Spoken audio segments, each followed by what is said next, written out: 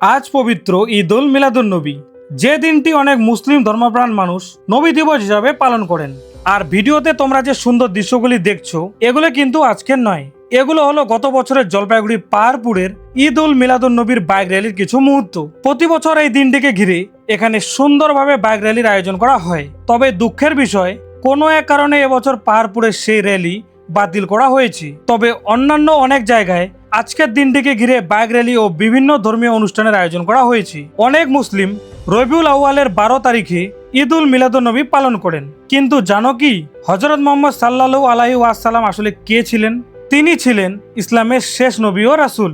মুসলমানরা বিশ্বাস করেন আল্লাহ তাআলা তাকে মানব জাতির জন্য হেদায়েত ও সুন্দর জীবনযাপনের পথ দেখানোর জন্য পাঠিয়েছেন।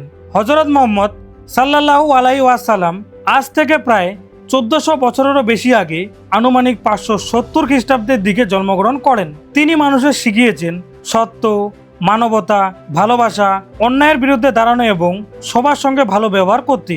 আর এই কারণেই অনেক মুসলিম এই দিনটিকে নবীজির জীবন ও তার শিক্ষা আদর্শ স্মরণ করার দিন হিসাবে পালন করেন। আমাদের গ্রামেও আজ রাতে মসজিদে মিলাদের আয়োজন করা হয়েছে। সবশেষে বলবো, নবীজি আমাদের যে ভালোবাসা, মানবতা, সত্য ও শান্তি শিক্ষা দিয়ে গেছেন, সেটাই যেন আমরা আমাদের জীবনে ধারণ করতে পারি।